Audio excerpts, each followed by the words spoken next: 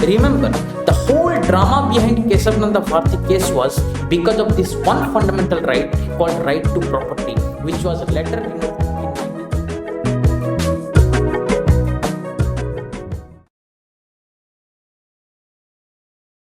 in Namaskar, welcome to Omkar's Academy.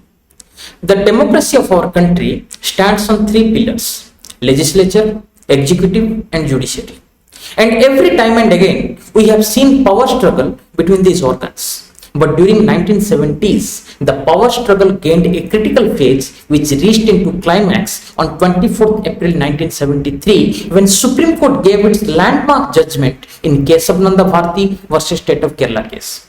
To understand this judgment, we should have some basic prerequisite. I am making this video even for those who don't have any background in political science. If your basics are already clear, you can directly jump to the required section taking help of the timestamp which I have also added in the description box. To elaborate the case clearly, I will briefly describe about the following 4 points. 1. What is fundamental right? 2. What is schedule of constitution? 3. What is Article 13(2) and 4. What is Article 368? What is fundamental right? In layman language, being an inhabitant of this country, every person has some basic rights.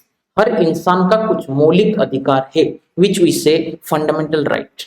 When Constitution was enacted, we had 7 fundamental rights: right to equality, right to freedom, right against exploitation, right to freedom of religion, cultural and educational right, right to property, and right to constitutional remedy. Details about this is a matter of another video.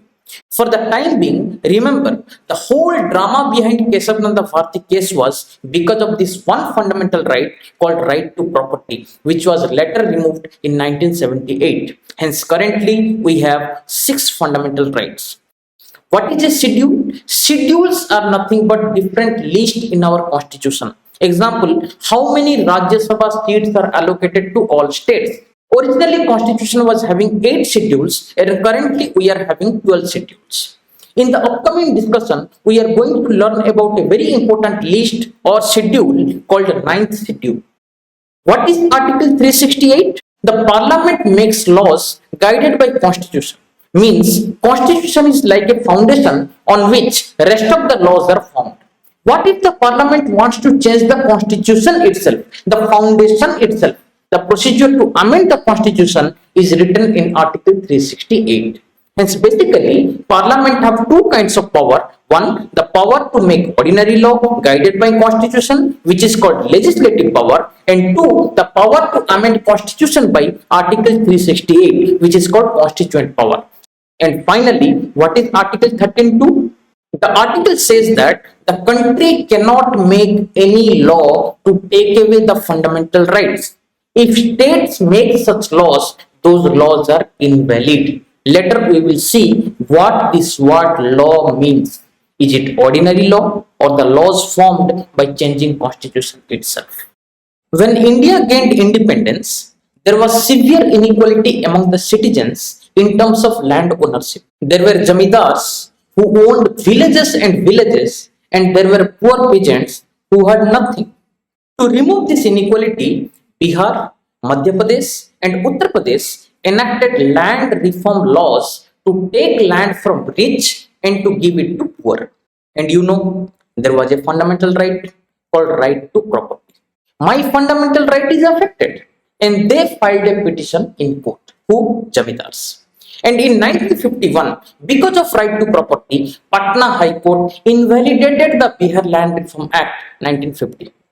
Parliament was not happy about it. Hence, it amended the constitution first time in 1951 and created a schedule called 9th schedule and made a law that any law inserted in this list or schedule, even if violates fundamental right, cannot be challenged in court. Jamidars challenged the first amendment itself, and the case name is Sankari Prasad versus Union of India 1951. They told that Article 13(2) is saying you cannot make any law which violates my fundamental right. Even if you make a law, then the law is invalid no matter in which schedule you put. In this case, Supreme Court told the word law in Article 13(2) is ordinary law. If ordinary law violates your fundamental right, I can help you. But as ninth schedule is not ordinary law, rather constitutional amendment law, Supreme Court won't review it. The judgment went as such. Power of the Parliament to amend the Constitution under Article 368 also includes the power to amend fundamental rights. Therefore, the Parliament can take away any fundamental rights by enacting a Constitutional Amendment Act, and such a law will not be void under Article 13. And amendment to Constitution cannot be reviewed by court. By this, Supreme Court recognized the difference between legislative power and constituent power, ordinary law and constitutional amendment law. Now Parliament was very happy. Anything they did not want trouble with, they started putting it in ninth schedule. In between, many amendments were made. In 1964, Parliament enacted 17th Constitutional Amendment Act, which again had the power to affect right to property. Again, this amendment was challenged. Now the case name is Sajjan Singh versus State of Rajasthan, 1965.